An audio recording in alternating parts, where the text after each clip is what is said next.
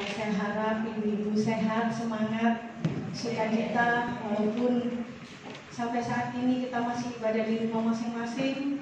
Saya yakin dan percaya anugerah Tuhan sungguh luar biasa.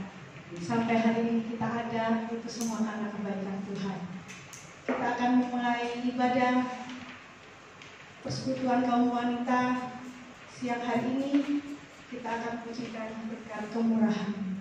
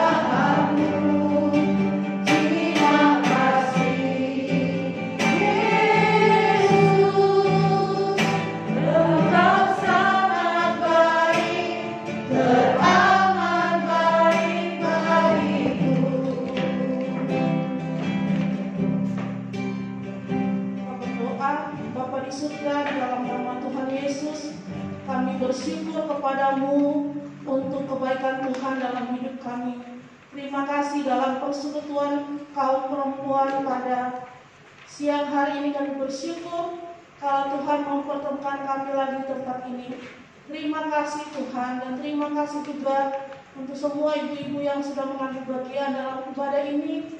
Bahkan ibu-ibu yang masih dalam perjalanan, Tuhan juga menolong, memberkati, sehingga mereka sampai di tempat ini dengan selamat. Bahkan ibu-ibu juga yang tidak bisa hadir karena kesehatan atau lain halnya, kami berdoa biarlah sukacita Allah terus ada di hati kami semua. Ibadah ini Tuhan dari awal sampai akhirnya kami serahkan ke dalam tangan Tuhan. Biarlah Engkau Tuhan yang berdaulat atas waktu ini Tuhan. Dalam nama Tuhan Yesus kami berdoa dan mengucap syukur, menyerahkan ibadah kami pada siang hari ini. Haleluya, amin. Terima kasih. Berarti akan membuka ruang kesaksian, itu dipersiapkan ibu-ibu hanya satu orang saja. Sebelumnya kita akan rujukan nomor 2, Sungai Sukacita. Saya undang semua bangkit berdiri.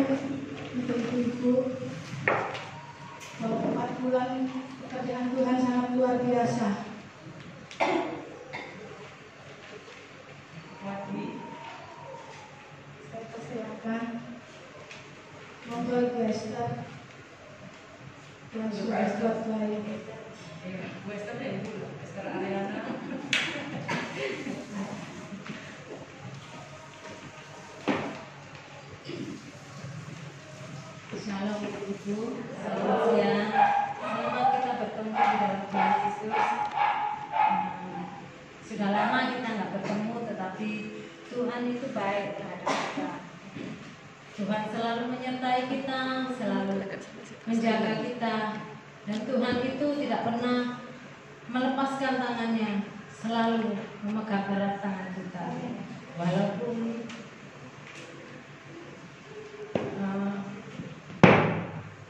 banyak cobaan, walaupun kita di dalam kesesatan, tetapi kita percaya Tuhan itu baik terhadap kita. Dia tidak akan membiarkan kita tergeletak. Mujizatnya nyata di dalam kehidupan kita. Saya percaya ibuku juga mengalami banyak sekali sebenarnya ya berkat-berkat Tuhan di dalam kehidupan kita. Di dalam masa pandemi ini kita juga mengalami ekonomi juga susah, pekerjaan juga susah, tetapi Tuhan itu baik. Tuhan selalu menopang walaupun terasa sakit, terasa sesak, tetapi Tuhan menghibur senantiasa. Tuhan selalu menjaga di dalam kesakitan juga. Tuhan sudah melawat, Tuhan sudah menyembuhkan. Pertolongannya di dalam keluarga saya. Kami percaya semua karena doa-doa dari ibu-ibu dan keluarga dari GMI Antodia yang selalu mendoakan dan menopang di dalam kehidupan keluarga saya. Terima kasih. Mungkin ada saksi lagi. Satu lagi. Ya, ada kesempatan satu lagi. Selama 4 bulan ini banyak cerita suka duka. Ibu-ibu melihat saya kayaknya hamil tapi enggak. Saya memang gemuk, inilah anugerah Tuhan. Semua susah cari uang tapi saya enggak. Makan tidur seperti ini. Mari saya berikan waktu Ibu Buati, Bu Ami, Ibu Yohana di rumah yang selalu lihat Vinka. Ya ini Bu Nani, silakan. Bu Marli.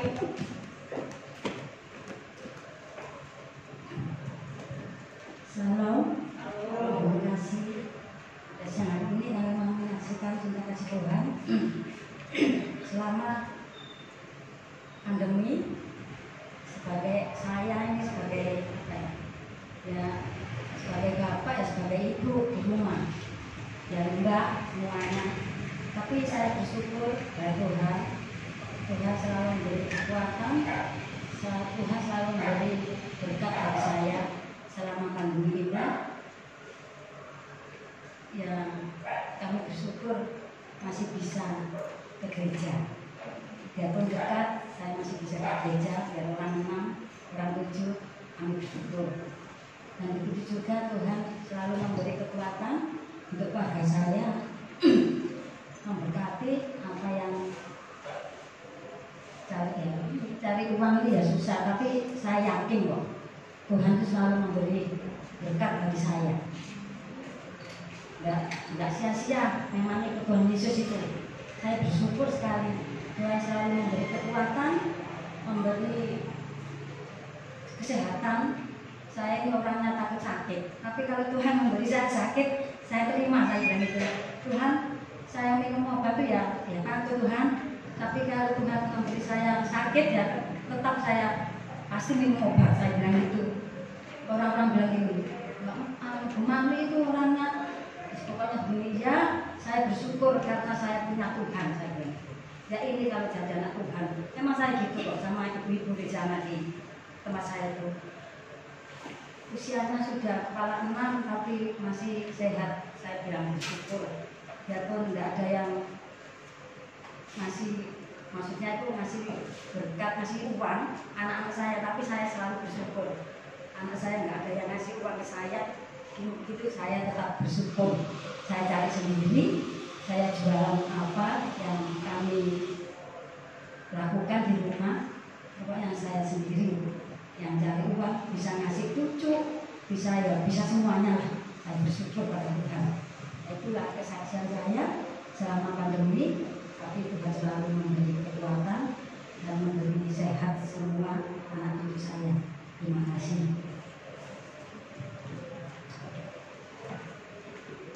Puji Tuhan. Nama Tuhan itu sungguh luar biasa. Semua susah cari uang, tetapi anak-anak Tuhan tidak pernah meribu itu. Ya, kita tetap bersuka cita. Kita nyanyikan satu pujian, Sukacita Surga. Saya undang lagi bagi berdiri. Kita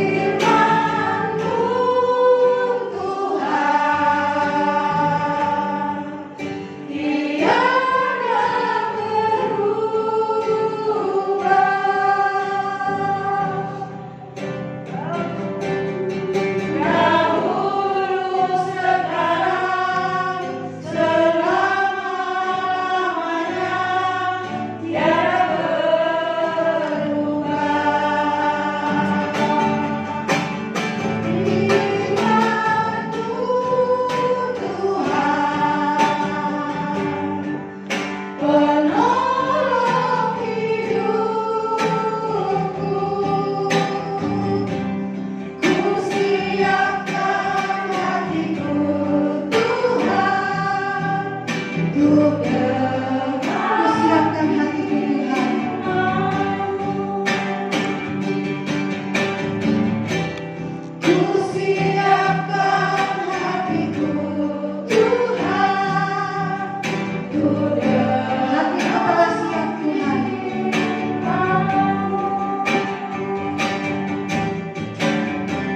Hatiku telah siap Tuhan, untuk dengar firman-Mu.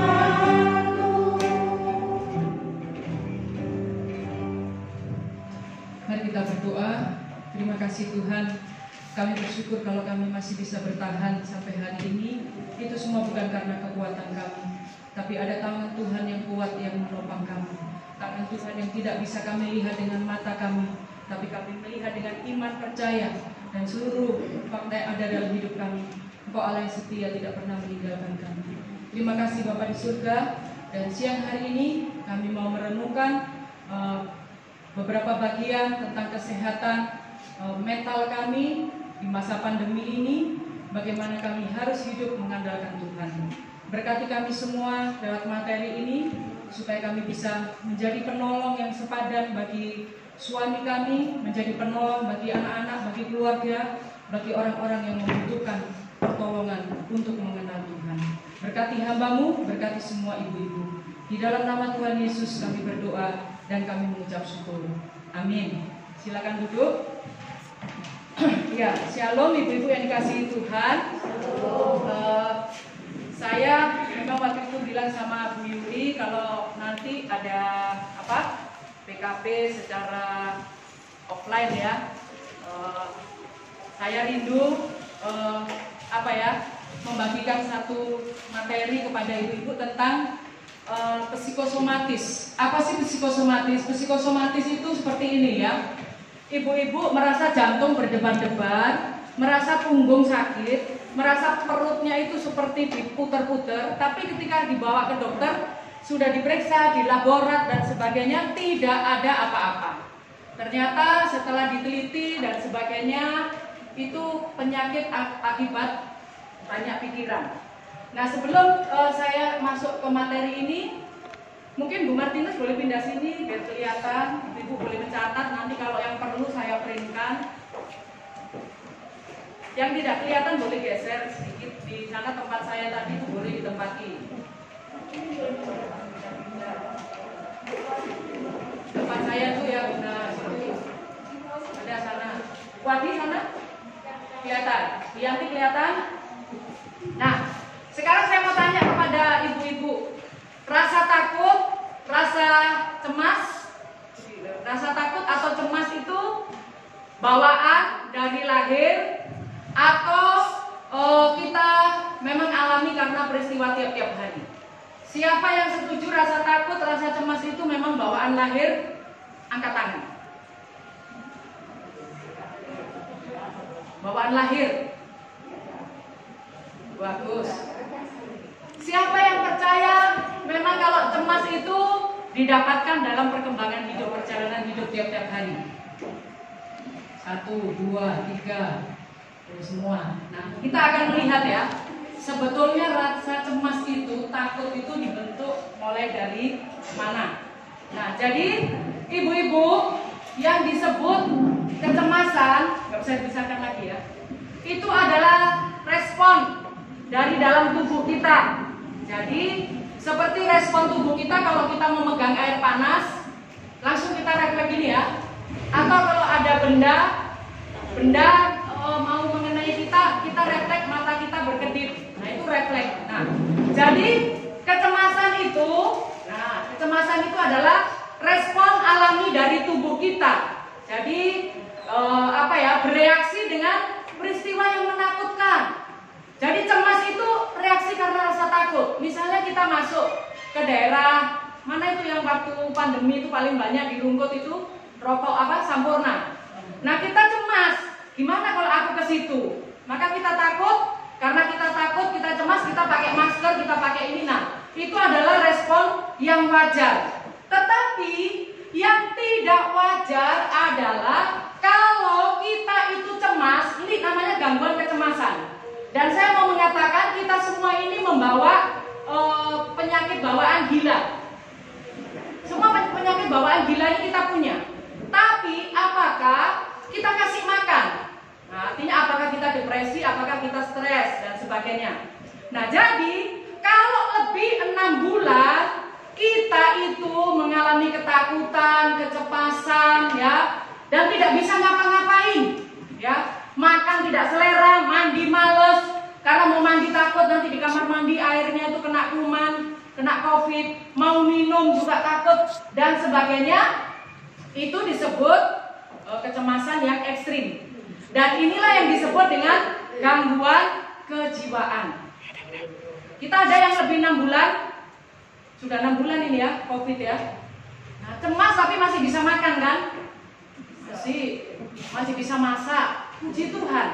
Tapi ibu yang dikasih Tuhan, sekarang ini seperti yang saya katakan dalam khotbah beberapa minggu yang lalu, angka bunuh diri itu meningkat. Dan korban yang paling banyak itu ibu-ibu. Nanti kita akan melihat kenapa kok ibu-ibu yang bunuh diri. Dan juga anak-anak remaja putri. Nah, kalau kita lihat dalam hitungan 1 menit itu ada orang anak remaja putri itu meninggal karena bunuh diri itu ada 4. Nah, jadi kalau kita lihat cemas itu kalau positif adalah alat yang dipakai Tuhan untuk melindungi diri kita. Nah, jadi kekhawatiran atau cemas itu menjadi selimut untuk melindungi diri kita. Artinya ketika kita cemas itu berarti ada alarm, ada bahaya. Nah, tetapi dalam kehidupan kita itu diperlukan takaran, ya, sehat apa tidak cemas kita. Nah, kita dikatakan cemas kita tidak sehat kalau misalnya anak kita bilang, "Ma, aku pulang nanti jam 10." Jam 11 anak kita itu belum pulang. Kita itu sudah mulai telepon temannya, telepon anak kita sampai berkali-kali. Nah, itu alarm bahwa kita ini takut, jangan-jangan anak kita kecelakaan atau apa. Nah, tetapi kalau tiap-tiap hari seperti itu, berarti kita ini mengalami gangguan kecemasan. Nah, kita akan melihat apa bedanya cemas dan takut. Nah, jadi ibu-ibu yang kasih Tuhan, saya mengikuti materi ini dan saya diberkati. Makanya saya mau bagikan kepada ibu-ibu, ya. Nanti ada satu materi lagi yang sangat bagus berhubungan dengan wanita, saya juga akan bagikan kepada ibu-ibu. Prinsip saya, apa yang saya terima, saya akan bagikan supaya ibu-ibu juga diberkati. Nah, jadi dalam ilmu psikologi itu dibedakan kecemasan dan ketakutan. Nah, kalau takut itu bedanya takut dengan cemas. Kalau takut itu jelas apa yang kita takutkan. Misalnya saya takut digigit anjing, atau ibu-ibu takut ke temu taro karena pernah digigit anjing. Objeknya jelas kan? Nah, atau misalnya kita ini takut mati. Kenapa takut mati? Karena dalam tubuh kita misalnya ada sakit kanker. Itu jelas, ada penyebab yang jelas. Tetapi kalau kecemasan itu secara umum. Jadi umum ya, saya khawatir sama cemas itu sama. Nah, misalnya begini, suami kita misalnya seperti beberapa banyak kejadian ya, ada yang di PHK, atau anak kita juga kerja seperti anak-anak saya kerja hari ini kerja, besok enggak, separuh ya, gaji juga separuh gitu ya.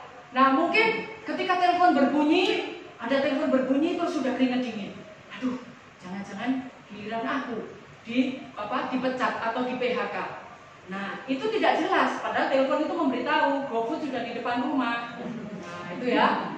Nah, jadi sudah sudah punya ketakutan tersendiri. Terus ketika kita pandemi sering sakit kepala, kemudian dada nyeri, kita sudah pengen aku periksa COVID aja ini. Nah, itu cemas, itu juga cemas yang tidak tahu penyebabnya. Nah, tapi cemas yang positif itu cemas yang negatif ya.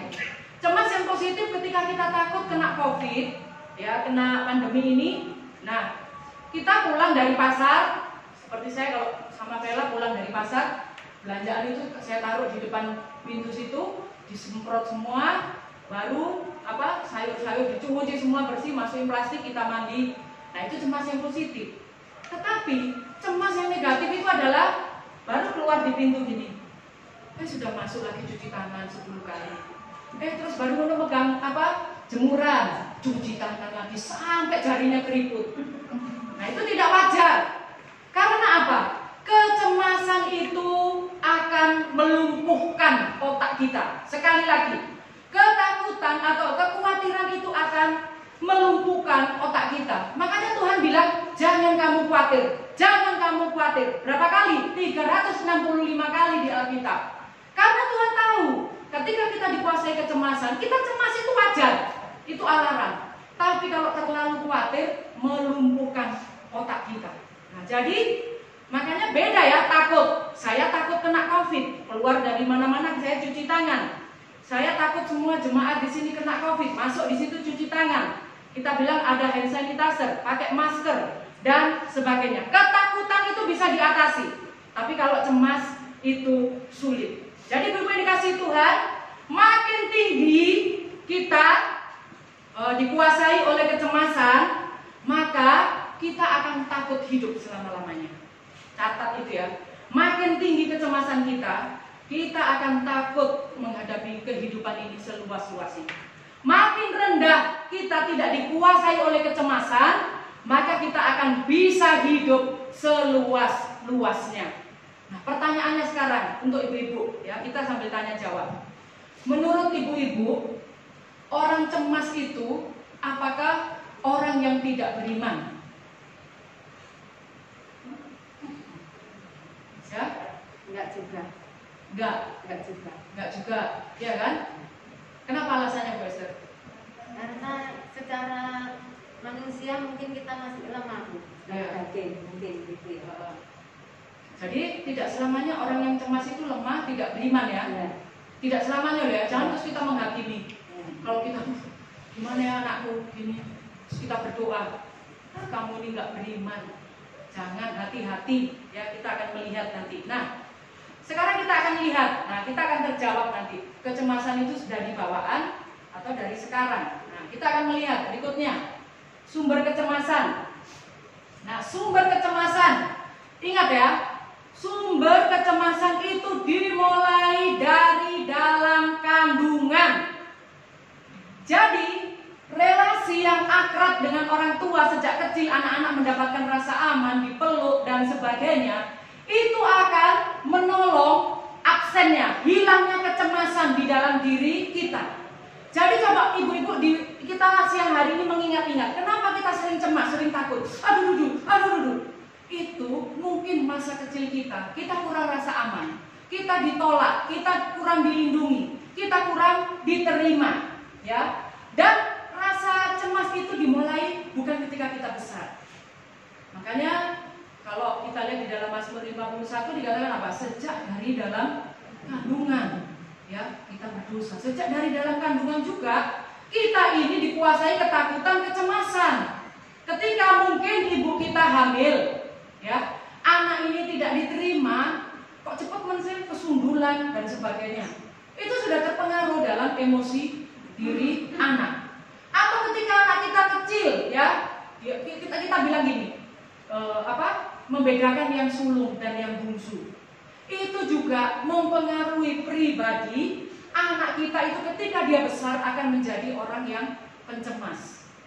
Atau ketika kita kecil kita kehilangan orang tua yang kita cintai, orang yang dekat dengan kita, sehingga merampas rasa aman itu. Sehingga sampai besar kita akan hidup di dalam kecemasan.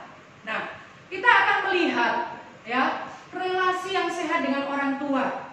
Kalau relasi dari kecil sampai usia 12 tahun itu relasinya buruk, itu akan berdampak lama. Jadi ibu yang dikasihi Tuhan, makanya kita yang punya cucu, yang punya anak-anak di umur di bawah 12 tahun, itu ingat ya, sekali lagi, anak-anak di bawah umur 12 tahun, ketika dia mengalami kekerasan, baik itu dipukul, dihina, diejek, ya, atau dilecehkan, itu akan terbentuk sampai nanti dia besar. menjadi anak yang tidak percaya diri. Dan itu tidak akan sembuh, tapi bisa pulih. Pulih dengan sembuh beda. Kalau sembuh itu ya dan itu jarang. Ada yang pulih 70%, 80%. Sehingga nanti dampaknya kalau dia menikah, dia akan curigaan kepada suami. Kalau dia berteman dengan orang lain, dia akan gampang curigaan dan sebagainya. Itu terbentuk ketika masa kanak-kanak ya di bawah 12 tahun. Dan itu luar biasa. Saya sudah mengalami seperti itu. Dan untuk pulih, saya mau katakan, sampai sekarang saya masih dalam tahap, dalam proses. Karena di bawah umur 12 tahun saya mengalami kekerasan aktif, kekerasan pasif, semua saya terima. Dan saya bersyukur, saya bertemu Tuhan Yesus. Ya, saya dipulihkan oleh Tuhan Yesus. Walaupun kadang-kadang itu muncul, saya gampang tersinggung. Nah, kalau kita gampang tersinggung dan sebagainya, gampang tiba-tiba menarik diri, itu karena masa kanak-kanak kita. Nah, kita akan lihat di sini ya. Rasa aman itu kecemasan itu terjadi di dalam masa pertumbuhan. Dan di sini kita akan lihat dua jenis kecemasan yang dialami oleh anak dan juga mungkin kita alami dan berdampak dalam hidup kita sampai siang hari ini. Yang pertama, kecemasan yang bersumber dari ketakutan. Nah, ini takut, anak-anak itu takut mengalami ketegangan karena apa? Di rumah dia sering melihat konflik atau pertengkaran orang tua. Ya. Kemudian waktu kecil dia ditakut-takuti, jangan kamu keluar, di situ ada hantu. Jangan kamu ke sana, hantunya bergerak dan sebagainya. Itu terekam dalam memori anak-anak. Sehingga hasilnya anak menjadi pemarah. Ya. Jadi karena dia melihat konflik yang dihadapi, orang tua sering konflik, lihat tetangga konflik, omanya konflik atau marah-marah, bentak-bentak. Nah, itu anak akan menjadi pemarah, ya. Dia seperti mainan yang tek-tok itu, ada dua bola itu. Ingat ya, kita punya mainan itu kan, di ayun-ayun itu. Nah, mudah marah, gampang marah terus nangis, minta maaf. Terus habis itu dia marah lagi. Dan itu banyak terjadi kekerasan dalam rumah tangga. Suami-suami gampang marah, minta maaf, pulang lagi. Itu kalau mau diteliti sebetulnya karena masa kanak-kanak banyak mengalami ketakutan.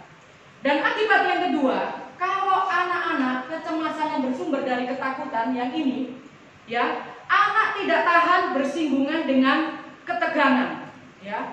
Ada kemarahan. Dia marah, kalau yang pertama tadi marah meledak. Tapi kalau yang kedua ini tadi dia marah tapi ditahan. Orang Jawa bilang apa? Diempet. Ya, kamu marah? Enggak. Kamu marah orang, tapi mukanya itu udah kayak apa gitu. Kamu marah? Enggak. Dia tahan. Tapi apa yang terjadi? Itu banyak anak-anak yang menahan kemarahan, kakinya luka, kukunya habis. Ya, dia gigitin kalau dia lagi marah. Bahkan yang ekstrim itu saya pernah melayani seorang anak remaja, siswa di sekolah di Surabaya ini pakai garpu.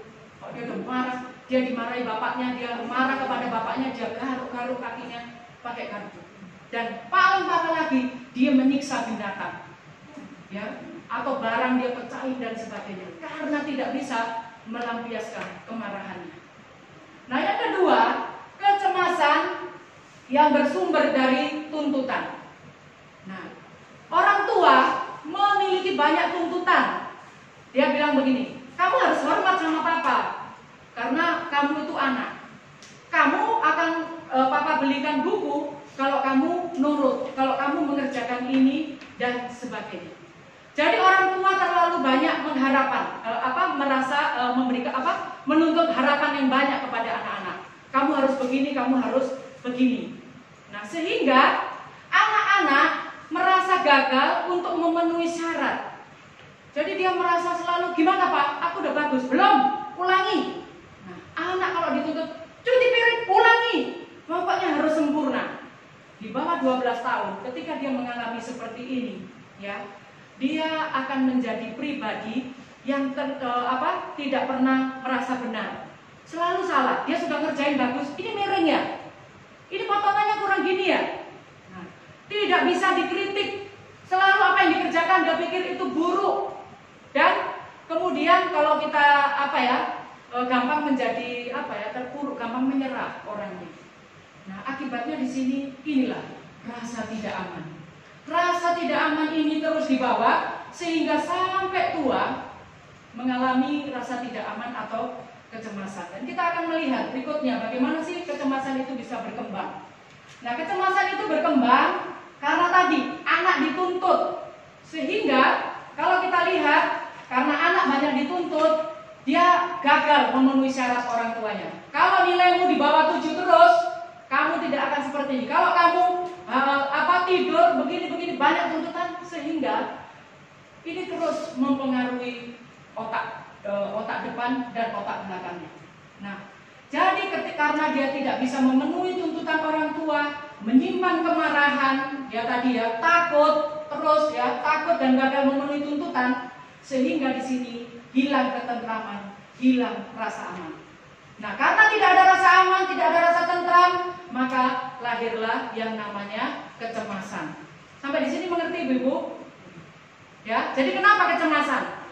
Kecemasan itu terjadi tidak tiba-tiba, tapi dimulai dari kehidupan masa kanak-kanak kita. Ya, berikutnya. Nah, jadi penyebab cemas kita akan lihat. Ini bukan Pak Paulus ya, gambarnya ya, bukan ya. Nah, jadi cemas itu kalau kita lihat penyebab cemas adalah bawaan, ya, bawaan. Daya ini bersifat biologis, ya, dari tubuh kita berhubungan dengan sel-sel saraf dan sel-sel otak kita, ya. Jadi di sini kalau dari bayi, dari dalam kandungan, anak itu diterima dengan baik, tidak ditolak, kemudian dibesarkan dengan penuh kasih sayang, sel-sel sarafnya akan berkembang dengan baik sehingga dia menjadi pribadi yang percaya diri. Nah, kemudian yang kedua nanti kalau kita lihat itu dari warisan. Warisan atau turunan dari orang tua, ya. Jadi warisan atau turunan dari orang tua itu adalah ketika ibunya cemas, ibunya sedih, dia di dalam kandungan, itu akan mewariskan anak yang juga memiliki kepribadian cemas. Atau ketika kecil, ya, anak ini masih bayi sampai umur 3 tahun, 4 tahun, ibunya ini mungkin karena lahir itu kelilit tali pusat atau sungsang. Jadi dia jangan duduk di sini nak, dilap, ini tangannya ini nak. Nah, itu namanya kecemasan karena warisan atau turunan orang tua. Nah, ada orang yang jantungnya berdegup keras ya, cepat. Ada kan, masih dengar bunyi sendok, ting, udah, Nah, itu bawaan biologis. Dan kenapa ini saya sampaikan ibu-ibu? Wanita itu lebih rentan cemas daripada laki-laki. Karena apa? Kalau kita lihat sel darah merah kita, ya, degup jantung pria dengan wanita itu berbeda. Nah, jadi kenapa kita cemas? Kalau kita hamil, ya kan, darah kita ini dibagi kan ke plasenta, ke jantung kita. Makanya kalau kita hamil besar, yang belum hamil Vela tolong diperhatikan ya. Kalau kita tidur telentang gitu kan kadang agak sesak, ya kan. Nah, kemudian darah yang mengalir di wanita dengan laki-laki itu kalau kita lihat memang berbeda ya. Jadi kenapa sih perempuan gampang pingsan? Karena tiap bulan kita mengeluarkan darah, haid. Laki-laki nggak pernah haid, jadi bersyukur kalau Agripa nggak usah beli pembalut, nggak haid, ya kan? Nah, jadi faal tubuh atau organ tubuh kita ini membuat kita perempuan itu lebih rentan cemas. Dan kalau ada apa-apa, kita yang duluan duduk. Ya kayak Bu Esther kan, nggak bisa lihat darah, Mas David kecelakaan, Pak Bagio tenang aja. Tapi Bu Esther nangisnya nggak karuan. Ya itu memang perempuan. Tapi kebalikan kalau Pak Bagio yang nangis bolong-bolong, Bu Esther diam. Orang bertanya, ini yang laki-laki yang mana? Yang perempuan yang mana? Nah, memang seperti itu, ya. Jadi makanya di sini kecemasan itu bisa menjadi depresi karena itu tadi warisan dari orang tua. Jadi sekali lagi ya, kita semua jangan bangga ya kita ini. Oh dia itu gila, kita ini semua membawa bakat gila. Cuma dikasih makan apa tidak, itu aja ya. Nah kemudian penyebab dari cemas itu juga dipelajari lanjut. Nah, dipelajari dari siapa? Belajar cemas, ya. Pola kecemasan orang tua. Jadi anak-anak atau kita menjadi orang pencemas itu atau sering khawatir karena menyerap dari orang tua kita. Contohnya kita sebagai ibu terlalu cemas dengan anak kita. Sedikit-sedikit ditelepon. Kalau dulu ya, kalau sekarang ya. Kalau dulu nanti mau kemana sudah mama temani. Kemana-mana ditemani. Mau beli beng-beng ya mama temani. Nanti kamu diambil pencuri dan sebagainya. Ya. Nah, jadi ini juga kecemasan orang tua tanpa kita sadari diserap oleh anak kita. Kemudian pengalaman buruk di masa lalu. Nah, contohnya kerusuhan di Ambon. Itu ya, itu anak-anak panti asuhan di mana di Batu itu kami melayani mereka itu trauma ya, sampai lama sekali. Karena mereka melihat di depan mata mereka sendiri bagaimana orang tua disiksa. Nah, jadi pengalaman buruk di masa lalu macam-macam. Misalnya kita digigit ular, saya pernah diseruduk sapi. Nah, itu juga saya kalau ketemu sapi gitu agak gimana gitu ya. Nah, karena punya pengalaman buruk. Nah, kemudian juga trauma. Mungkin trauma kita pernah waktu kecil dilecehkan secara seksual. Kita pernah waktu kecil itu dipukul, diinjak-injak, dihina, ya. Kemudian juga kegagalan masa lalu. Mungkin kita dulu dibilang kamu itu jelek, kok hidup. Itu sampai sekarang terpikir. Kita sudah dandan bagus gitu pun, saya gimana nih, alisnya sudah rata. Padahal udah cantik, udah bagus. Ini jadi kapan nggak jadi pergi tanya terus. Nah, karena kegagalan masa lalu dia pernah dihina. Dan itu butuh proses. Dan itu ada di dalam kehidupan anak saya nomor 2, Peti. Peti itu gara-gara dia umur 2 tahun setengah, ada jemaat datang. Peti waktu kecil itu hitam memang, Pamela putih. Jemaat ini nggak punya maksud apa-apa. Cuma waktu jemaat itu datang, dia bilang begini, aduh anak Pak Tambunan yang nomor 2 ini ya, kok nggak cantik kayak kakaknya. Dan itu sampai sekarang. Dan saya harus terus mengingatkan dia. Terbuktinya apa? Kalau dia mau kemana-mana ke gereja saja, ganti baju itu bisa 3-4 kali. Gak cocok, dilepas dan sebagainya. Jadi untuk pulih itu lama. Tapi akhirnya pelan-pelan kamu itu berharga dan sebagainya bisa pulih. Tapi kalau sudah mungkin ada saling meledek, menghina dan sebagainya, itu muncul dalam diri Peti. Dia akan marah. Nah, makanya itu masa lalu, trauma masa lalu kalau kita tidak selesaikan itu bahaya.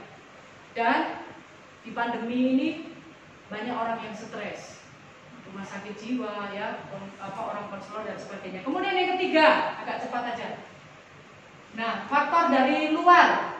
Nah, kenapa kita cemas? Tidak memiliki informasi yang lengkap, tidak tahu dengan cukup. Contohnya, kita bilang, kok di punggung saya ini apa ya, kemeng-kemeng ya, gitu ya. Terus kita lihat, loh Bu, di bahu ibu itu ada benjolan. Nah, kita itu karena didengar benjolan, ini benjolan apa dok? Tumor. Nah, kita sudah takut setengah mati, ya, nggak mau makan, nggak mau tidur, hilang harapan. Padahal benjol itu adalah lipom. Lipom itu kayak bakso gitu loh. Disayat sedikit, dikeluarkan, dia mencolot gitu kayak bakso. Nah, jadi kenapa kita itu dikuasai kekhawatiran cemas? Karena kita tidak punya informasi yang jelas.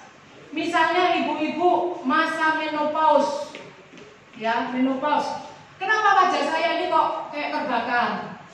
Kenapa terus tiba-tiba tidak bisa menahan kencing? Ya, kenapa saya sensitif, marah dan sebagainya? Oh, kamu itu kena serangan setan, gitu kan? Kamu harus tengking. Padahal itu ciri-ciri orang mau menopause, ya kan? Tidak selamanya ada gangguan dalam tubuh kita karena iblis, itu karena faal tubuh kita. Nah, jadi di sini harus punya info yang jelas ya dalam diri kita supaya kita tidak khawatir. Nah, jadi kalau misalnya kok aku menelan ini sakit ya, langsung kita Tuhan, dalam nama Tuhan Yesus, COVID ini Tuhan pergi. Padahal habis minum es dia kan, ya menelan sakit lah, harus lengkap. Apa sih gejalanya COVID itu?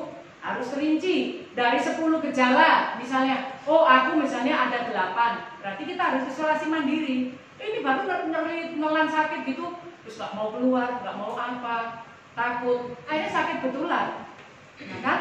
Nah kemudian yang kedua, lingkungan yang keras. Mungkin kita dulu tinggal di lingkungan atau tetangga-tetangga kita yang keras, suka berantem dan sebagainya. Kita punya lingkungan teman yang suka mengejek, menghina. Nah itu membuat kita takut. Nah makanya di sini kita harus berhati-hati memberi julukan atau mengatakan orang itu, kamu ini kok jadi anak Tuhan, khawatiran. Karena itu tadi banyak penyebabnya. Jadi bukan hanya khawatir itu ya. Jadi khawatir itu bukan tanda orang yang lemah, tapi itu alarm dari Tuhan. Nah jadi ibu-ibu yang dikasihi Tuhan, kita akan melihat yang berikutnya. Nah sekarang kita akan lihat ini yang penting, akibat atau dampak dari kecemasan. Nah dampak kecemasan, lanjut, yang ringan. Nah kita akan lihat kita ini masuk yang mana ya.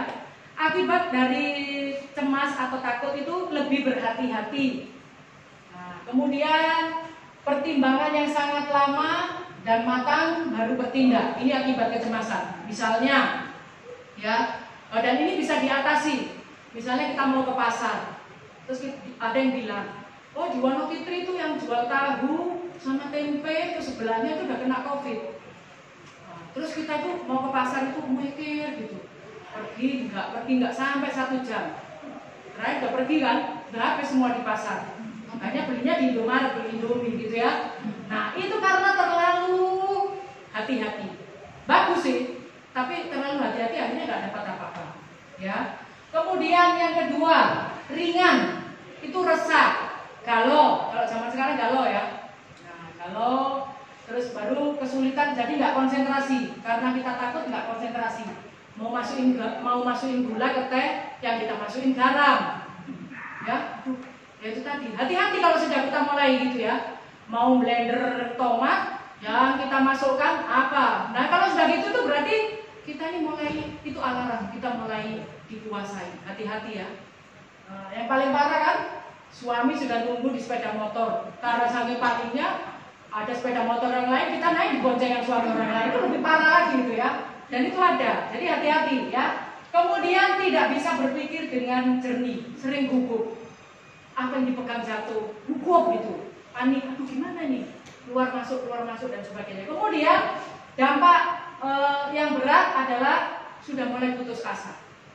Ini hati-hati, putus asa, mulai merasa kalah, dan akhirnya ya sudahlah, aku nyerah aja, pasrah, ya. Seperti lagunya siapa Ibu Elni apa Ambiar gitu ya, pasrah, pasrah bogoan, terserah gitu ya. Dan yang paling berat ini kelumpuhan emosional ya. Jadi sudah reaksinya berlebih-lebihan, cemas berlebihan, akhirnya ya itu tadi mau ngapa-ngapain, ngapain aku mau ngerjakan ini juga, gak usah ditandangi gitu ya. Jadi tidak bisa ngapa-ngapain, diam aja di rumah, nonton TV pun udah mati pun dia masih nonton gini ya. Jadi sudah istilahnya blank, parah. Dan bahayanya adalah yaitu tadi reaksinya berlebihan dan fisiknya semakin merosot, energinya terkuras. Nah, ibu-ibu pernah nggak pergi ke rumah sakit jiwa? Rumah sakit jiwa itu kalau ada namanya pasien akut, ya, saya dulu pernah sana. Pasien akut itu gini, bisa dari pagi sampai malam gini. Disuruh makan pun nasi di sini gini. Nah, tapi kalau kita ganggu dia akan marah, reaksi. Nah, kita juga bisa seperti itu kalau kita tidak mau melawan. Mandi enggak, gosok gigi enggak, sudahlah. Kita katakan siap, aku dipanggil Tuhan. Tuhan bilang belum waktunya kamu kok siap-siap.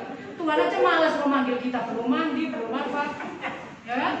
Nah, kemudian dampak, lanjut dampak fisik. Nah ini yang saya mau tunjukkan. Kecemasan, ketakutan yang berlebihan itu menyebabkan gangguan psikosomatik. Psikosomatik itu apa? Penyakit yang terlihat di luar, tetapi dideteksi di laborat, ya, diambil darah, difoto, tidak ada apa-apa. Nah, gangguan pencernaan ini macam-macam, mencret, atau 3 hari 5 hari tidak buang air besar, ya, atau juga kencing terus, baru keluar kamar mandi balik lagi kencing, akhirnya beli pampers, ya kan? Kecuali kalau sudah ini ya, sudah umur ya. Kemudian sakit perut, nyeri perut, seperti diputer-puter, asam lambung naik, terus gitu ya. Nah, diminumi obat Milanta 1 botol, setengah jam berhenti, habis itu lagi gitu ya. Dan pokoknya tidak enak, ada gangguan pencernaan, ke belakang sulit dan sebagainya. Ya. Kemudian gangguan tidur. Gangguan tidur ini ada 2. Yang pertama, tidur terus. Terserah sudah mau panas, mau ujian kehujanan, nggak ngurus, tidur. Dan yang kedua, tidur tapi tidak maksimal, ya kan? Tidur ayam. Dan yang ketiga tuh insomnia. Insomnia tuh sama sekali tidak bisa tidur, ya, tidak bisa tidur. Nah, kemudian masalah kulit. Nah, dampak psikosomatis ini gatal-gatal, jadi biduran, ya, merah-merah, bentol-bentol, bisa sampai korengan, dan sulit dihilangkan oleh obat-obatan. Sudah ke dokter kulit, sudah apapun, kamu kenapa? Kamu stres? Enggak, aku sehat, aku ini. Obatnya habis, korengan lagi, gatal-gatal lagi. Nah, ya kan? Nah, itu kita nggak bisa menyangkal loh. Kita tidak bisa membohongi faal tubuh kita. Kita bilang, aku nggak stres kok. Tapi seperti saya, kapan tuh migrain berapa hari ya, saya nggak stres kok. Tapi Tuhan ingatkan, kamu nggak bisa dibohongi, itu sudah alarm dalam tubuhmu. Nah, berikutnya, semoga ibu-ibu di sini nggak ada yang gini ya. Nah, depresi. Nah, depresi itu tadi merasa sendirian, merasa tidak diperhatikan, merasa paling menderita sedunia. Di Pulau Sari ki gak ono sing soroe kaya aku tok gitu ya. Merasa lah paling sengsara sedunia. Nah, kemudian panic attack. Nah, jadi panik dia. Jadi menghadapi udah kita ambil uang di bank, kita jual ini, panik, tidak bisa menguasai diri, ya. Dan kepanikan ini yang berdampak adalah, kalau kita istri, yang berdampak adalah suami. Yang berdampak lagi adalah anak, ya. Suami baru lewat ke senggol kita udah marah. Kan ngerti orang jalan ini, bisa berantem, ya. Kemudian penyakit psikosomatis yang lain. Jadi penyakit psikosomatis yang lain itu nyeri punggung, misalnya ya, nyeri punggung, kemudian mulut rasa terbakar, telinga rasa berdenging. Nah, setelah dicek kolesterol normal, semua normal dan sebagainya, ya. Jadi ini sudah ke dokter kita, oh ibu harus dikonsulkan ke penyakit dalam, konsul, diperiksa semua. Ibu nggak ada apa-apa, dikasih obat penenang, tenang dia. Kemudian dia ingat lagi masalah ini, nah kambuh lagi, seperti itu, ya. Kemudian kesulitan kognitif, mengingat, ketemu sama orang, apa kabar? Oh ya, padahal kita kenal itu bisa blank, kita nggak ingat orang. Kemudian susah konsentrasi, susah mengambil keputusan. Dan ini kalau kita lihat memiliki dampak hubungan kita dengan Tuhan. Berikutnya, nah, respon yang kurang tepat kalau orang yang dilanda kecemasan. Nah, ini tolong kita perhatikan. Tidak semua orang bisa memahami kita. Maka kalau kita bertemu dengan saudara kita, dengan anak kita yang sedang stres, sedang panik, jangan kita mengucapkan kalimat jangan khawatir, jangan gelisah. Ini belum tentu terjadi. Itu secara psikologis akan melukai orang yang sedang mengalami anxiety ataupun kecemasan. Atau kita bilang, sudahlah, makan aja, gak ada gunanya khawatir.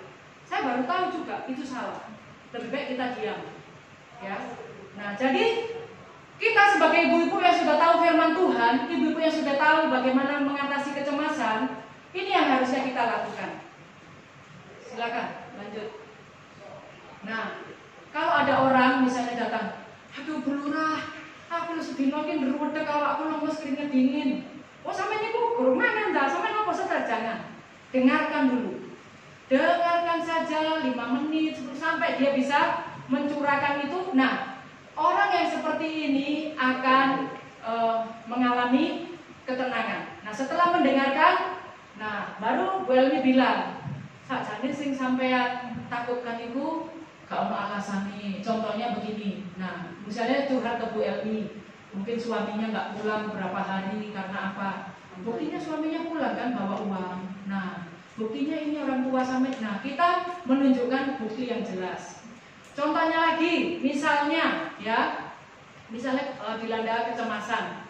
Contohnya misalnya Vela waktu itu khawatir tentang ibunya yang sakit. Coba kamu telepon, coba kamu tes tensinya berapa, sudah mulai naik, sudah mulai turun. Nah, seharusnya seperti itu, bahwa apa yang kamu takutkan itu tidak terbukti. Nah, kemudian cari tahu cara untuk menenangkan dia. Kamu enaknya di mana? Ya, cara paling tepat itu adalah mendengarkan. Dan paling sulit dalam hidup kita adalah mendengarkan. Padahal Tuhan kasih kita telinga 2, mulut 1, tapi paling sulit. Nah, jadi gini, coba kalau kita menghadapi orang yang sedang khawatir, suruh dia mencatat apa sih yang membuat kamu khawatir. Misalnya khawatir akan PHK, nah, atau khawatir misalnya tentang bagaimana Tuhan tidak mencukupkan. Coba seminggu ini ada nggak kamu makan cuma 1 kali? Nah, dicatat. Nah, tapi kalau kita suruh dia mencatat, pasti akhirnya dia bilang, iya ya, kenapa kok aku khawatir? Tuhan sudah memelihara aku. Nah, jadi kita akan melihat yang berikutnya. Apa hubungan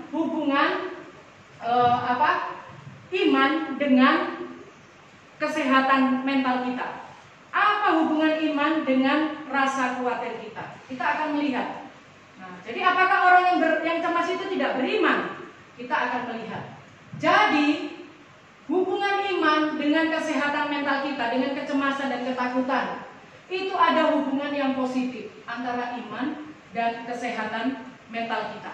Nah, apa buktinya? Kalau kita lihat, iman itu akan menolong saya, menolong ibu-ibu yang mengalami kecemasan, untuk kita itu ya hidup damai, hidup tenang, hidup selalu bersyukur. Jadi di sini kita belajar bahwa ketika kita beriman kepada Tuhan, kita bisa mengatasi rasa khawatir kita. Mengerti ya maksud saya? Kita semua punya khawatir, betul? Tapi yang membedakan saya ibu-ibu dengan orang lain, dengan ibu-ibu yang bunuh diri adalah mereka tidak punya Tuhan Yesus yang memberikan rasa aman. Bedanya saya dengan ibu-ibu, rasa khawatir kita masing-masing berbeda. Ada yang setengah gelas, ada yang 3/4 gelas, ada yang penuh. Tapi yang membedakan adalah ketika kita beriman kepada Tuhan Yesus, mengingat firman Tuhan, maka kita akan merasa tenang, ya, merasa kuat di dalam Tuhan. Nah, kenapa? Jadi iman itu berhubungan erat dengan penyakit psikosomatis. Contohnya, ya, kalau kita lihat, misalnya ada orang asma. Ternyata asma itu dari penelitian bukan hanya faktor keturunan, tetapi adalah faktor pikiran.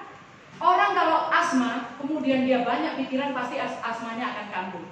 Tapi ketika dia berdoa kepada Tuhan, Tuhan saya asma, saya ini, pasti dia juga akan mengalami pemulihan. Darah tinggi itu sebetulnya bukan penyakit bawaan, tetapi itu juga dari pikiran, ya, dari pikiran kita. Jadi ketika kita khawatir, takut, cemas, tekanan darah tinggi kita naik. Terus seperti Bu Wadi, waktu tekanan darah tinggi naik, datang ke sini, nangis, berdoa. Selesai ya Bu ya, berdoa. Jadi jangan kita berpikir kalau tidak berdoa itu, kalau misalnya sudah kita berdoa itu selesai. Tidak, masih ada, tapi harus terus dilawan. Nah, jadi di sini ada hubungan positif antara iman dan kesehatan mental. Jadi iman itu menolong kita di masa sulit karena menumbuhkan aspek atau akibat yang positif, yaitu tadi sukacita, syukur, ketenangan dan tujuan. Nah, Sekarang kita akan melihat manfaat iman pada kesehatan mental kita. Nah, contohnya gini, seperti ini. Ini namanya apa? Komunitas apa ini, Mas? PKP.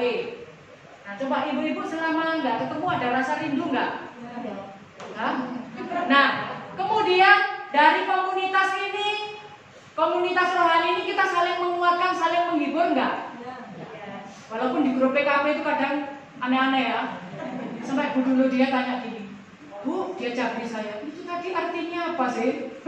Bahasa Jawa kan, kemudian Bu Elmi sama Bu apa, saya terangkan, Bu itu artinya ini. Tapi bagaimana komunitas itu memberi apa ya, satu kekuatan kepada kita, sumber kekuatan Tuhan. Kemudian manfaat iman pada kesehatan secara individu. Kalau saya mulai migren, saya kumat, saya diingatkan Tuhan, kamu sudah mulai tidak mengandalkan aku. Nah, kemudian manfaat iman pada kesehatan mental, struktur dan ritual. Nah, seperti ini, ya. Kita rindu bersekutu, saling mendoakan satu dengan yang lain, mendengarkan kesaksian Bu Esther tadi, bagaimana Tuhan menolong menjalani hidup tidak gampang, ya. Sempat mulai Maret itu nggak ada penumpang ya Bu ya. Pak Bagio nggak ada penumpang. Mulai Januari sudah nggak ada penumpang, sementara cicilan harus ini, dan semua itu bertubi-tubi. Tapi dalam komunitas kita saling menguatkan, saling mendoakan. Seperti Bu Marli juga. Bu Marli itu saya paling cerewet sama Bu Marli. Nanti nggak ke gereja, sakit gigi, sakit gigi nggak ke gereja. Kelihatannya keras, tapi itu sebetulnya saling. Nah, jadi dalam ritual, dalam ibadah kita itu saling menguatkan. Dan kemudian dalam ajaran atau saat teduh firman Tuhan, kesehatan mental itu sangat perlu, ya. Jadi di dalam jiwa yang sehat terdapat tubuh yang sehat, bukan dalam tubuh terbalik. Jiwa kita dulu sehat, maka tubuh kita akan sehat. Yang terakhir, nah, jadi iman itu berhubungan dengan 3 penyakit psikosomatis, yaitu asma, migrain, dan tekanan darah tinggi, dan juga pada pasien di rumah sakit jiwa. Ibu pernah nggak lihat di rumah sakit jiwa itu pasien-pasien ibadah? Di rumah sakit jiwa, nanti coba ya, sekali-sekali ibu-ibu mau ibadah di rumah sakit jiwa dengan pasien-pasien. Salah Bu.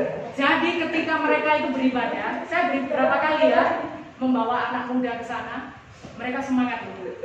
Singer, cuma kita harus menahan diri kalau lagi ibadah, karena di sini nanti ada liturgos, ada singer, tiba-tiba nanti ada satu yang turun gitu, pura-pura syuting kita, itu jangan ditertawakan. Tapi bagi mereka itu ibadah, mereka sedang merekam temannya. Nah, di rumah sakit jiwa sudah diteliti, ketika pasien-pasien gangguan jiwa setiap hari diajak beribadah, itu akan mempercepat proses kesembuhan. Jadi sudah diteliti ya, ibu-ibu yang dikasihi Tuhan, khususnya kita yang darah tinggi, asma, migrain, ya, kemudian yang sering masih khawatir, itu dikatakan iman kita akan menolong kita mengatasi penyakit-penyakit seperti ini. Nah, kemudian, nah ini yang penting kalau diperhatikan. Orang-orang yang spiritual cenderung sedikit mengalami rasa sakit dan kecapean. Sedangkan mereka yang religius dan tidak mengikuti ibadah secara rutin cenderung mengalami gangguan-gangguan psikosomatis. Jadi arti orang yang dikatakan spiritual itu adalah orang yang memang memiliki hubungan pribadi yang akrab dengan Tuhan. Nah, dikatakan jarang mengalami rasa capek, rasa sakit. Tapi orang yang religius ke gereja beribadah supaya dilihat orang, justru mereka akan mengalami gangguan psikosomatis karena hidup mereka dilihat dari apa kata orang. Seperti orang Farisi, itu religius, tidak spiritual. Tapi kalau spiritual seperti kita, melawan ketakutan, naik bemo dan sebagainya, itu dikatakan justru sedikit mengalami sakit atau kecapean psikosomatis tadi ya. Nah, mereka yang mengalami rasa sakit kronis dan kecapean cenderung menggunakan doa dan mencari pertolongan rohani sebagai coping dari populasi umum. Jadi dikatakan orang-orang yang sakit kronis, kanker, ya, dan sebagainya, misalnya ya, terus sering mengalami capek hidup, capek fisik, mereka justru dikatakan menggunakan doa, mencari konselor itu untuk menolong mereka dari rasa kecemasan. Nah, kemudian yang terakhir, mereka yang mengalami penyakit mereka yang mengalami psikosomatis tersebut dan spiritual dan religius yang tinggi, mengalami psikologikal well-being yang baik dan menggunakan strategi pertahanan yang positif. Artinya, orang yang memiliki persekutuan pribadi dengan Tuhan, memiliki relasi yang baik antara komunitas ini, walaupun ada pergumulan, ada masalah, ada penyakit kronis, ada tantangan, mereka bisa bertahan, walaupun harus jatuh dan bangun. Nah, jadi Ibu yang dikasihi Tuhan, bersyukurlah kita punya komunitas PKP, walaupun sangat sederhana. Sejelek apapun PKP ini, lebih banyak memberkati ibu-ibu daripada kita sendirian di rumah menanggung beban. Itu, ya. Yang terakhir, nah, jadi iman dan kecemasan. Jadi kalau kita lihat di sini, cemas belum tentu tidak beriman. Ingat ya, cemas belum tentu tidak percaya. Karena apa? Jangan menghakimi. Ada orang yang bawaannya cuek, tidak khawatir sama sekali. Belum tentu dia kuat di dalam Tuhan, tapi karena cuek. Bandingkan ada orang yang kelihatannya lebih memperhatikan, lebih peduli, gampang cemas, bukan berarti dia tidak beriman. Justru karena dia beriman, dia memikirkan bagaimana banyak orang. Jadi kalau kita lihat di sini, Tuhan melihat betapa susahnya beriman, bukan dilihat dari produk akhir. Nah, di tengah-tengah kesemasan, orang selalu mencari Tuhan. Tuhan melihat hati yang remuk. Jadi kalau sudah berdoa, kita masih cemas, itu hati-hati. Kalau kita sudah berdoa, serahkanlah kepada Tuhan. Jangan dipikirkan lagi. Nah, kemudian dikatakan cemas belum tentu tidak percaya. Karena apa? Secara emosional sulit menghadapi kecemasan. Jadi caranya bagaimana? Itu tadi, cari informasi selengkapnya, bukan menggosip ya. Kalau misalnya di sini saya ada benjolan itu, coba cari benjolan itu kenapa. Jangan terus kita berpikir yang macam-macam. Kalau cucuku itu nakal seperti ini kenapa? Cari informasi, jangan kita pikirkan terus-terus ya. Nah, jadi ini yang kita akan lihat. Nah, mari kita membuka satu firman Tuhan, 1 Petrus. Nah, jadi cemas bukan berarti tidak beriman. 1 Petrus 5 ayat 7. Kita membaca bersama-sama. Inilah terapi di dalam kita menjalani ketakutan, menjalani kecemasan, supaya kita tidak mengalami psikosomatis, sakit yang tidak perlu, yaitu ya, seperti tadi ya. Nah, 1 Petrus sudah dapat semua, 5 ayat 7, kita akan sudah? Kalau sudah, kita akan membaca bersama-sama. 1 Petrus 5 ayat 7. 1, 2, 3. Serahkanlah segala kekhawatiranmu kepadanya, sebab Dia yang memelihara kamu. Perhatikan, serahkanlah segala kekhawatiranmu kepadanya, tidak titik, koma, tapi dikatakan apa? Ia yang akan memelihara kamu. Nah, sekarang bagaimana kita terapi untuk mengatasi kecemasan dan ketakutan di dalam diri kita? Yang pertama, ibu-ibu harus tulis ini. Yang pertama, kita menyadari bahwa saya ini memang cemas, ya kan? Nah, kemudian saya memang cemas, ini yang membuat saya cemas. Ibu-ibu tulis, Tuhan, tulis semua apa yang membuat ibu-ibu cemas, saya cemas. Misalnya uang tinggal segini, anak, tulis. Ini terapi. Tidak ada yang bisa menterapi, menyembuhkan kecemasan kita selain diri kita dengan Tuhan. Ya, nomor 1, sadari. Baru yang kedua, akui. Akui itu di hadapan Tuhan. Tuhan, saya cemas ini. Ya, ini cemas saya Tuhan, ketakutan saya. Kemudian yang ketiga, sudah. Yang ketiga, Tuhan, saya terlalu cemas kepada anak saya karena saya dulu juga diperlakukan seperti itu. Mengerti maksud saya ya? Nah, terus misalnya ibu-ibu kecemasan, ya, kecemasan misalnya takut ditinggalkan teman. Nah, ini memaknai namanya. Saya cemas takut ditinggalkan teman karena dulu waktu kecil saya sering ditinggalkan, misalnya sendiri di kamar, dikunci. Tulis itu semua. Nah, kemudian yang keempat, mensyukuri. Tuhan, saya bersyukur. Saya cemas terhadap anak saya, terhadap cucu saya. Saya mengakui itu dan saya tahu itu sumbernya dari saya. Saya mengucap syukur Tuhan untuk apa yang Tuhan tunjukkan. Dan yang kelima, memberkati. Tuhan, ampuni orang tua saya dulu yang membesarkan saya dengan luka batin, dengan ini, ampuni saya. Nah, setelah memberkati, ya, kemudian mengampuni dan memberkati orang yang membuat kita cemas, masa lalu kita dulu, ya, yang sangat menyakiti kita. Nah, baru kita menikmati.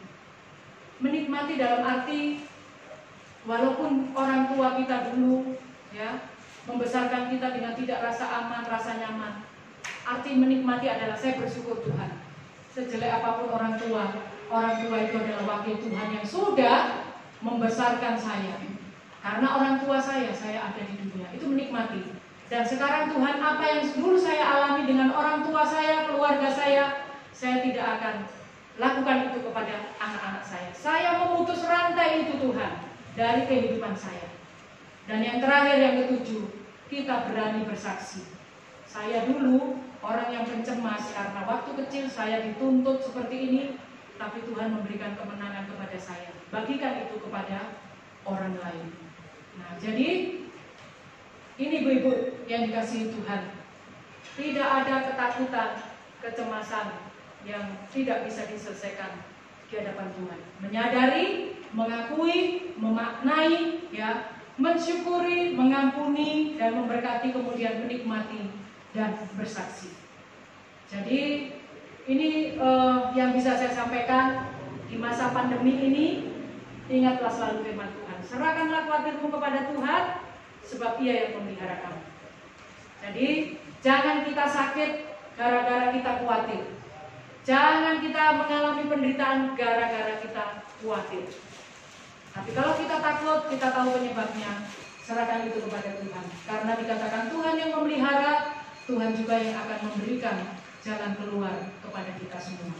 Biarlah materi ini memberkati kita semua. Mungkin ada pertanyaan atau sharing dari ibu-ibu, silakan kalau ada.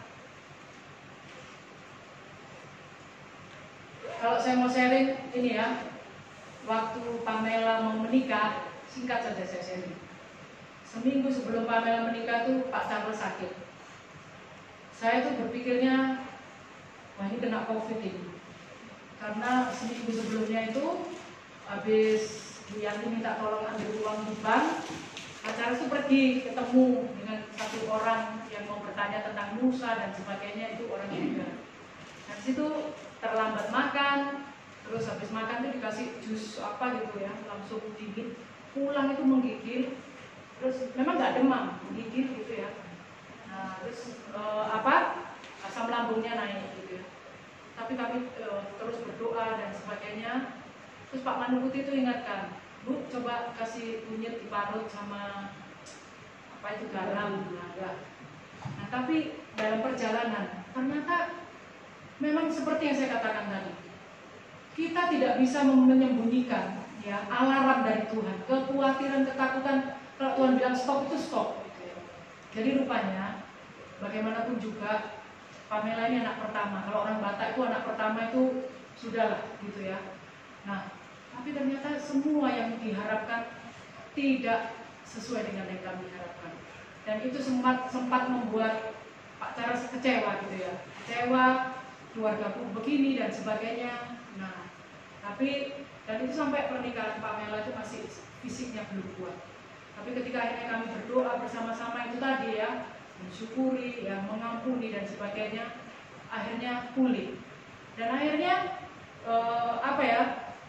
memang maksud Pak Charles dimundurkan tanggal 10 bulan 10 seperti rencana ya, atau Januari. Tapi Tuhan sudah, itu tadi kita harus peka dengan Tuhan ya. Jadi Pak Charles waktu itu telepon ke Pamela, ini tolonglah tetap aja dimundurkan. Tapi papanya Dewa tuh WA saya, Bu Mati, tolong acara anak kita jangan dimundurkan. Saya tinggal menunggu ini aja. Setelah ini saya siap kalau saya dipanggil Tuhan. Saya tunjukkan WA itu ke Pak Charles. Ya, hanya sepakat sudah, singkat cerita acara itu dijalankan. Kenapa kami terlambat waktu itu sampai di sini? Rupanya Bapak itu di hotel itu dia nyetir sendiri kan mobil. Waktu sudah mau naik ke hotel sudah nggak sanggup. Saya waktu itu terus terang ibu kalau ibu bilang Bu Fatih itu ya apa sih dandanannya, saya sama sekali tidak pedulikan dandanan karena saya mengurus suami saya sakit, mengurus anak-anak saya sudah terserah didandani apa, saya nggak peduli, yang penting acara jalan gitu ya. Saya sampai jam 1 malam tidur ngerjain ini dan sebagainya. Terus di hotel gitu juga, Bapak ini turun nggak bisa. Saya akhirnya ngurus lagi ke hotel supaya ada kursi roda, tapi Bapak itu nggak mau. Di situ saya udah gini, Tuhan, ini waktunya tidak lama lagi. Saya lihat Bapak itu di setir mobil itu udah gini, Pak, saya bilang, sudah Bu, Ibu atur aja acaranya, saya nggak sanggup. Keluar dari sini, dan saya bilang, ayo sudah segera dimulai, saya bilang. Dan kalau diperhatikan saya di selama acara itu gelisah memang.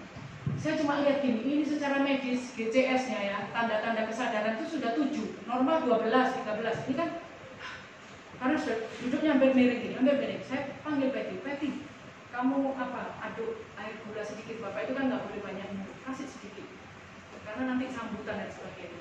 Dan di sambutan itu dia bilang apa? Ya sudah, dia kuat-kuatkan. Dan terakhir mau pulang, turun tangga itu dia sudah nggak mampu sebetulnya, dipapa kan. Waktu itu Bu Esther ada apa yang lihatnya? Dipapa betul ya, Bu Yuri nggak kuat. Dia cuma bilang begini sama saya, Bu, sudah selesai, saya bersyukur. Pamela, Deon menikah. Saya titip anak-anak. Saya sudah sebetulnya di situ tuh mau lanjutin acara atau apa sudah saya enggak.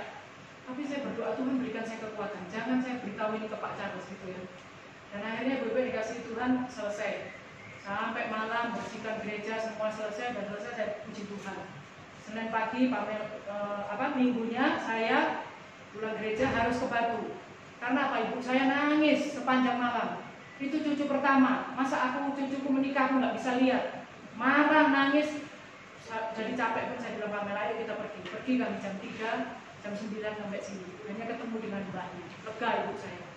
Senin Pamela harus ke sana di rumah mertuanya, masak, makan bersama. Udah baik-baik saja, saya siapin semua. Terus Senin malam kami masih makan bersama diundang bapak itu. Saya lihat mukanya seger. Saya pikir puji Tuhan. Pas pulang saya bilang semangat ya Pak. Ibu semangat, tapi saya udah siap. Besok saya masuk.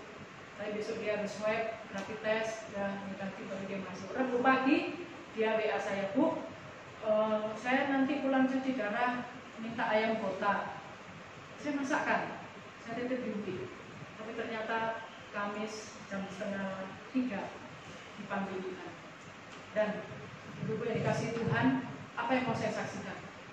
Waktu itu saya sama Pak Charles bingung kan, gimana ini Pak Charles? Kondisinya pun belum fit banget, asam lambungnya tuh sampai tinggi. Saya suntik Pak Charles di sana, Bu Yuri juga sakit, asam lambung tinggi kan, bagi obat akhirnya.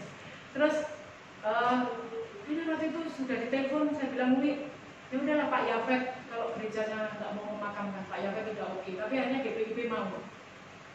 Yang membuat saya sama Wi, gimana ini? Ini karena meninggal 2:30, kemudian tadi keluar. Padahal di ruang cuci darah nggak ada yang kena COVID, sudah di COVID kan.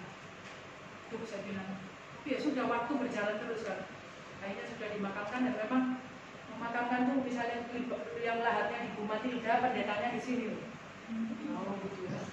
Tapi semua cara berjalan sudah. Dan yang membuat Umi sedih itu gerejanya bilang ini, kami tidak mau mengadakan ibadah penghiburan. Menunggu 14 hari. Sementara keluarga anak-anak perlu dihibur. Pamela baru nyampe, hanya pulang lagi di sini. Akhirnya ya kami buat ibadah penghiburan di sini lah. Berapa orang nanti terlihat 20-an ya, 20 orang tentunya, beberapa orang itu. Nah, tapi setelah itu saya lihat Pak Charles itu masih fisiknya lemah, nangis. Tahu Pak Charles berdoa ya seperti berbicara kepada Tuhan. Tuhan, Saya nggak ngerti maksud Tuhan. Saya punya besan cuma 5 hari. 5 hari loh kayak punya besan, itu pun belum. Nangis sudah, kami berdoa. Ya, katanya hari Kamis itu meninggal Jumat Sabtu Minggu. Minggu setelah kami berdoa sungguh-sungguh, Tuhan, kami mungkin selama ini khawatir, kecewa dan sebagainya, kami akui di hadapan Tuhan pulih. Di situ saya belajar. Memang ini betul. Penyakit dalam diri kita itu tidak selamanya karena gangguan dalam tubuh kita, tapi karena kita. Makanya kita kembali serahkanlah khawatir, kecemasan, ketakutan kepada Tuhan. Tuhan Yesus memberkati kita semua. Minta Kak Agripa berdoa. Mari kita berdoa. Bapa, kami bersyukur kepada Tuhan dan bersyukur kesempatan ini kami boleh diberkati, kami boleh dibimbing, diajar untuk mengerti bagaimana kami semakin lebih lagi untuk bisa mengatur hidup kami agar kami tidak terpengaruh dengan hal-hal yang membuat hidup kami tidak berdaya. Ajarlah kami Tuhan untuk senantiasa memusatkan hidup kami kepada Tuhan, dan biarkanlah hidup kami senantiasa ada dalam tangan Tuhan. Bersyukur untuk hamba-Mu, Bupati yang Tuhan pakai dalam mensyarikat firman Tuhan, pakai hamba senantiasa dalam pelayanan dan tanggung jawab yang dipercayakan keluarga pelayanan Tuhan berkati. Semua kami yang ada bersyukur, kami semua boleh diberkati. Apa yang ditemukan tadi menjadi pedoman bagi kami, dasar bagi kami untuk menjadi dasar bagi kami dalam segala aktivitas kami. Terima kasih Bapa, di dalam nama Yesus Kristus kami telah berdoa dan bersyukur. Amin.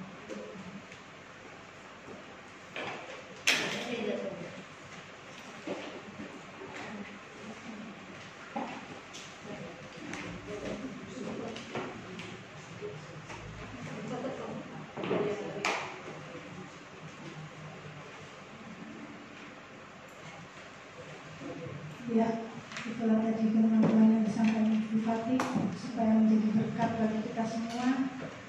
Dan kita akan membagikan di orang-orang yang kita temui nantinya. Kita akan memberikan persembahan, sambil persembahan dijalankan, kita pujikan nama Tuhan. Sudah kayak terbaik kuberikan.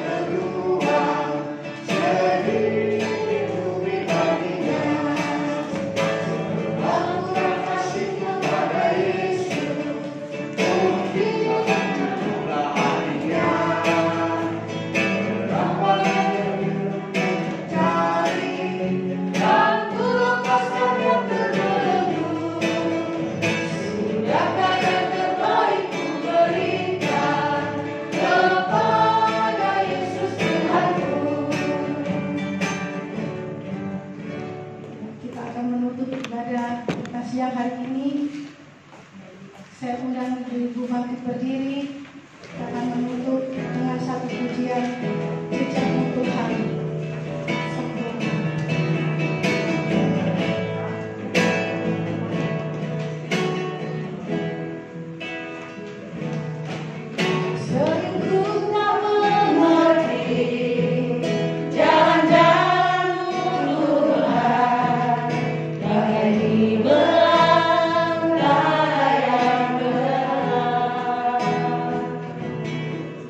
Tanpa sering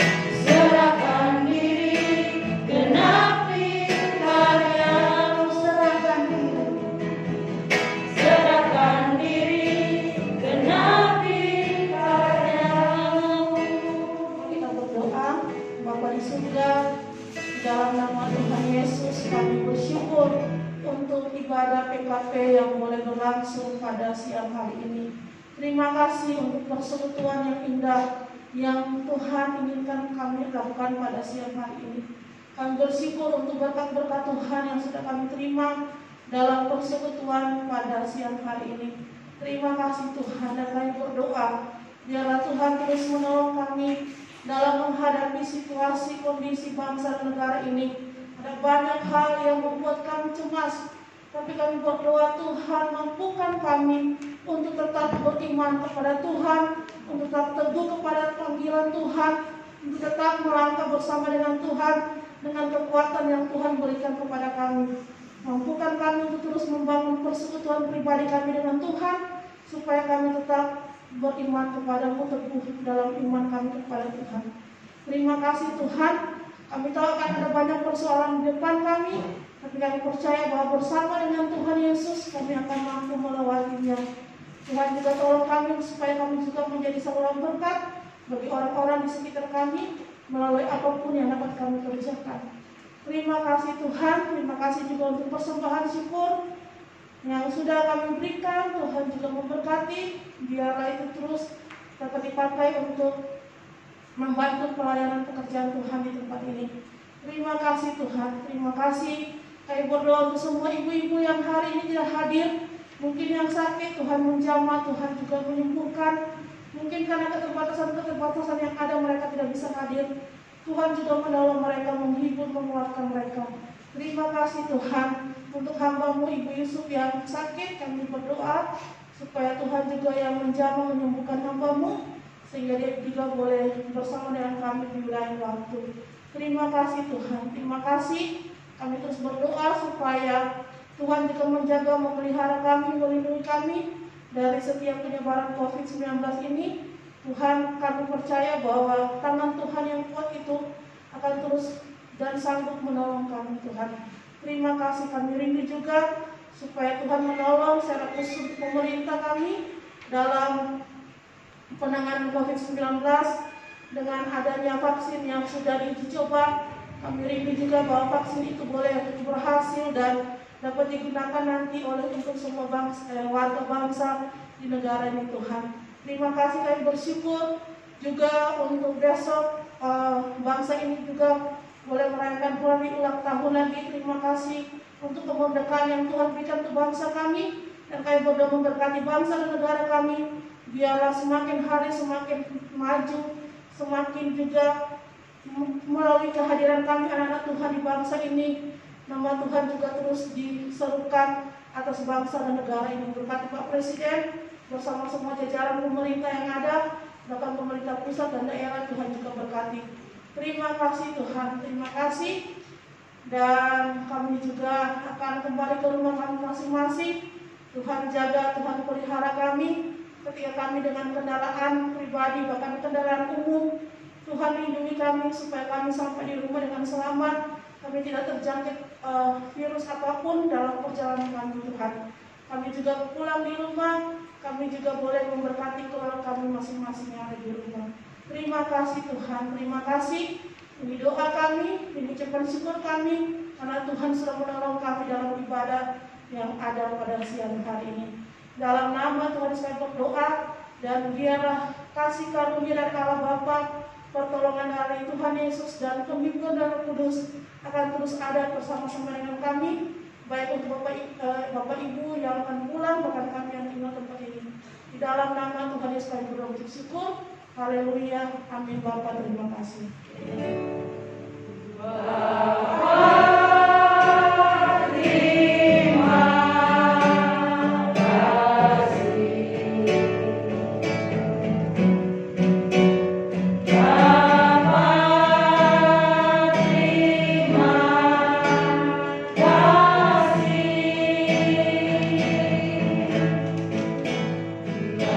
Bapa